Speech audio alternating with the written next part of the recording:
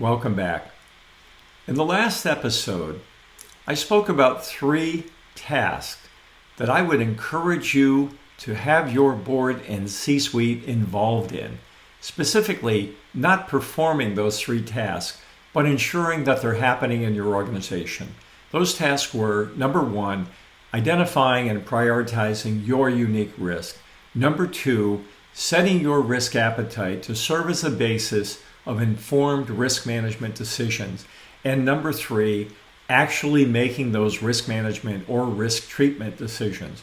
Now, some may appropriately regard those as being pretty low-level tasks and things that the C-suite and board are not usually involved in. But wait, I'm not suggesting that they become ECRM experts and actually do those things. I'm suggesting it's really important that they understand what they are and that they ensure they're happening in your organization. So arguably, those are at the trees and the weeds level.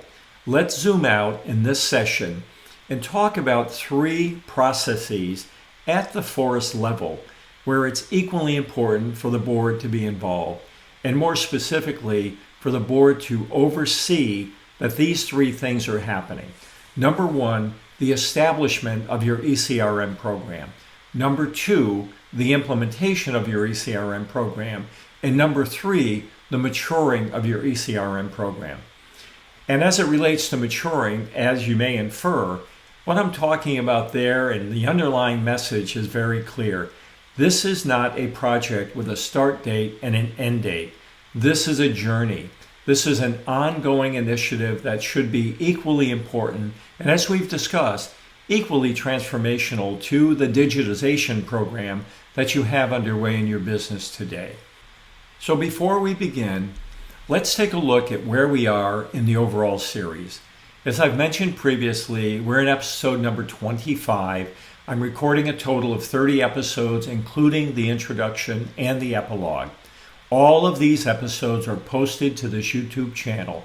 If you've not already done so, you may consider subscribing to the channel so that you're notified of any updates we may make.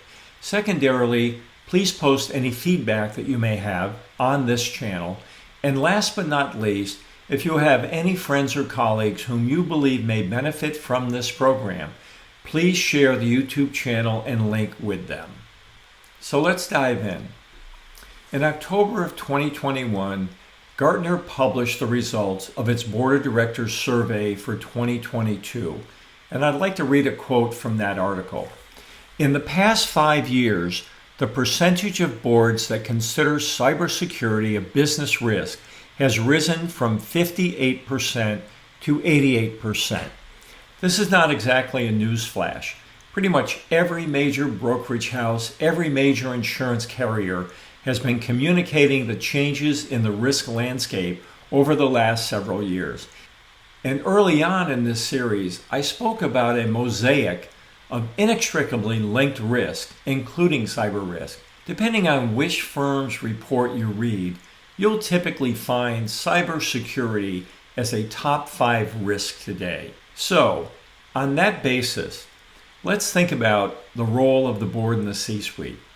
I would suggest to you that only the board and C-suite have the broad business-wide perspective, along with the authority to establish, implement, and mature an effective ECRM program. As I've said previously, we need the board and the C-suite to provide oversight and leadership, to become enablers of enterprise cyber risk management, not to become ECRM experts.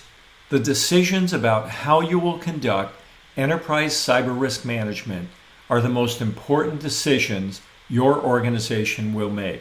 For example, are you going to take a risk-based approach or a controls checklist-based approach? Or are you going to take an industry standards-based approach or adopt a vendor's proprietary approach? Are you going to adopt a framework that's open and engages with lots of organizations from lots of different industries to develop it and mature it? Or are you going to adopt a vendor's closed proprietary approach? These are the kinds of decisions that are critical and important at the onset of establishing your ECRM program. I recommend using the NIST cybersecurity framework and related guidance to establish your program.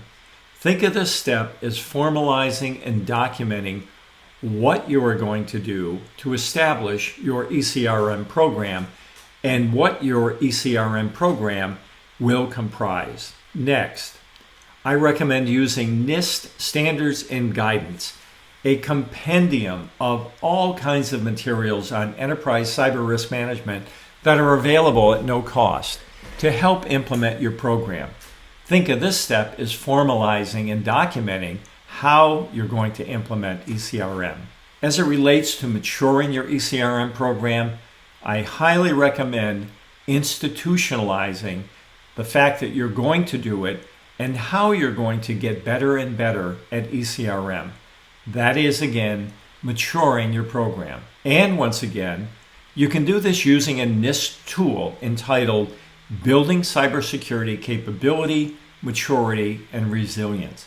Think of this step as formalizing and documenting how you are going to continuously improve your ECRM program.